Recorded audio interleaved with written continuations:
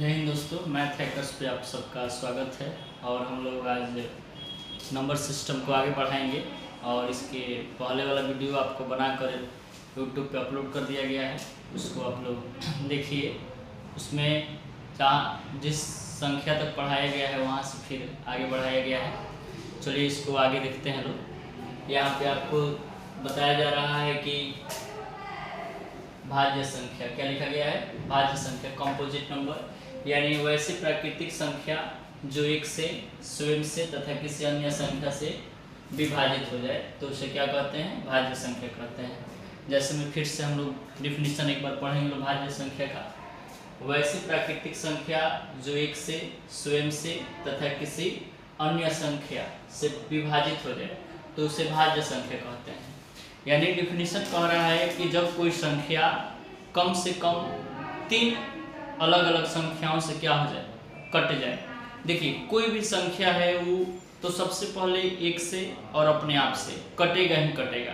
उसके बाद भाज्य होने के लिए उसको कोई एक और संख्या चाहिए जो उसको क्या कर दे, विभाजित कर दे, तो उसको हम क्या कह सकते हैं, भाज्य संख्या कहते हैं। एक और डिफिनीशन है यहाँ पे जिसको आप देख सकते हैं, वैसा संख्या जिनके 2 से अधिक गुणनखंड होते हैं, वैसा संख्या जिनके 2 से अधिक गुणनखंड होते हैं उसे क्या कहते हैं, भाज्य संख्या कहते हैं। ये गुणनखंड क्या होते हैं जी, देखिए गुणनखंड क्या होता है।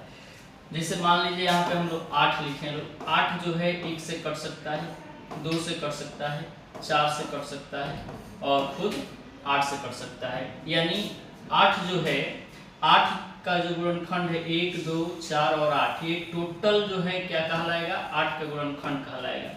यानी आप कह सकते हैं कि जब कोई संख्या किसी संख्या से पूर्ण विभाजित हो जाती है तो जो संख्या उस संख्या को क्या करता है, विभाजित करता है, वह सभी संख्या दी गई संख्या का गुणनखंड कहलाता है। गुणनखंड आप समझ लीजिए कि अब यदि कोई संख्या है और उस संख्या को कोई संख्या पूरा क्या कर दे, काट दे, पूरा विभाजित कर दे, तो जो संख्या उस संख्या को विभाजित कर रहा है वह सभी संख्या उस संख्या का क्या कहलाएगा, गुणनखंड कहलाएगा।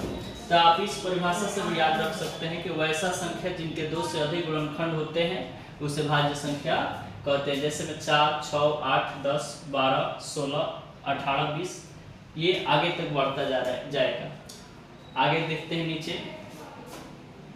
देखिए ये चीज़ें तो सही है कि बता दिया गया डिफिनीशन के हिसाब से कि वैसी संख्या जो एक से, स्वयं से तथा किसी अन्य संख्या से क्या हो जाए, विभाजित हो जाए। यह भी बता दिया गया है कि वैसा संख्या जिनका 2 से अधिक गुणनखंड हो। तो देखिए ये जो परिभाषा है केवल छोटे अक्षरों को देखकर पहचान सकते हैं। जब आपके पास बड़ी बड़ी संख्या आ जाती है तो थोड़ा सा उसमें पहचानना क्या होता है, मुश्किल होता है। तो आप उसके लिए एक ट्रिक याद रख सकते हैं कि जिन संख्याओं के इकाई स्थानांक, इकाई अंक समझते हैं ना, जैसे मान लीजिए यहाँ पे 8, 5 ये लिख दिया गया, तो ये फर्स्ट, ये इधर से जब चलेंगे तो फर्स्ट जो डिजिट है ये इकाई स्थानांक कहलाता है। क्या कहलाता है, इकाई स्थानांक कहलाता है। तो जिन संख्याओं के इकाई स्थानांक 0, 2, 4, 6, 8, फिर से सुनिए, जिन संख्याओं के इकाई स्थानांक 0, 2, 4, 6 रहता है वह क्या कहलाता है, भाज्य संख्या कहलाती है। केवल आप देख कर ये कह सकते हैं कि जिस संख्या के अंत में क्या रहे, 0 रहे, 2 रहे, 4 रहे, 6 रहे, 8 रहे, तो आप उसे क्या कह सकते हैं, भाज्य संख्या कह सकते हैं। दूसरी चीज है कि सर आप तो फिर अब बाकी सब संख्या भी तो अगर इकाई स्थान पे आ जाए तो उसको भी भाज्य बोला जा सकता है, बिल्कुल बोला जा सकता है।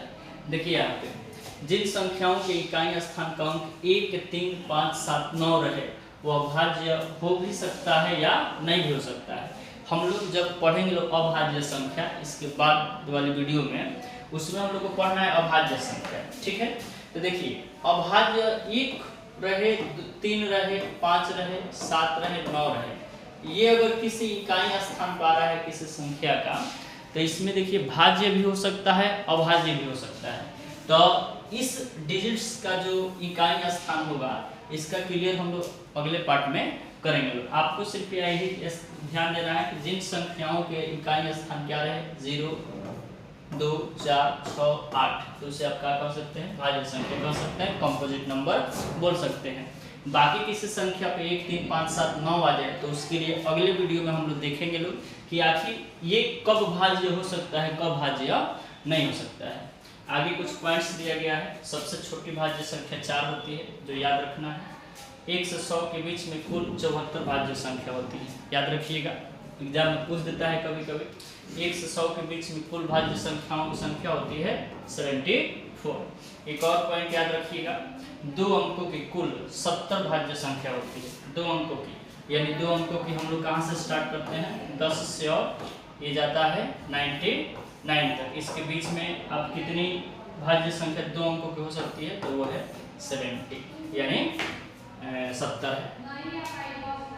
यहाँ तक आपको ये भाज्य संख्या का जो डिफिनीशन था, कुछ पॉइंट्स था, उसको बता दिया गया है। नेक्स्ट वीडियो में आपको अभाज्य संख्या के बारे में बताया जाएगा। धन्यवाद।